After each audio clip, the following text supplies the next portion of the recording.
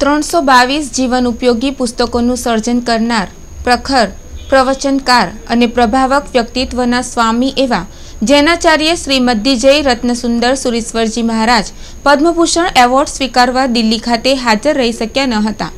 जोगानुजोग तेओना संयम जीवनना 50 वर्ष पूर्ण थवाना पावन अवसरे राज्यना मुख्यमंत्री विजय रूपाणीए स्वयं उपस्थित रही भरूचनी पावनधरा पर तेओने पद्मभूषण एवोर्ड एनायत कर्यो हतो।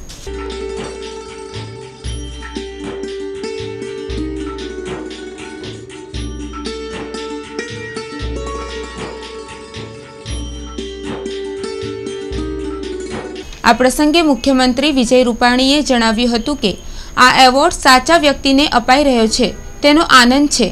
आ माटे वडाप्रधान नरेन्द्र मोदीए मने आ एवोर्ड स्थळ पर जई तेओनुं बहुमान करवा जणावता आ सौभाग्य मने प्राप्त थयुं तेनो आनंद छे। पद्मविभूषणनो जे खिताब एनायत करवामां आव्यो छे, हुं एम मानुं छुं के आ पहेलो प्रसंग छे के जेमा सरकार सामेथी देवा आवी होय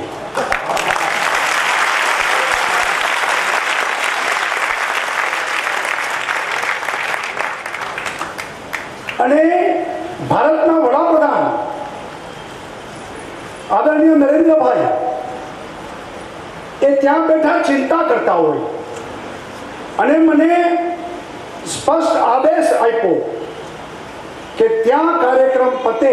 एटले के राष्ट्रपति भवन में बाकीना बधा लोकोने एवोर्ड एनायत थाय पछी तरत ज भरूच में तमे रूबरू जईने भारत सरकार द्वारा जारे एमने एवोर्ड एनायत करवामां आवे छे तो महाराज साहेब विहार करीने दिल्ली बोलावाय नहीं, आपणे सामे चालीने त्यां देवा जवुं जोईए एवी भावनाथी हूँ पण मारी जातने खूब भाग्यशाળી समझू छूं के पहली वखत जैन आचार्य ने पद्मश्री नो जारे इल्काब भरतो होय अने ए पण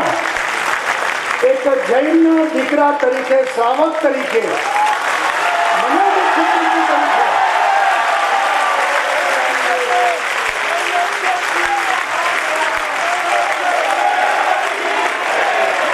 જ્યારે વડાપ્રધાન મને મોકલતા હોય તો મારા માટે પણ મારી જિંદગીમાં એક અનેરો અવસર મને પ્રાપ્ત થયો છે।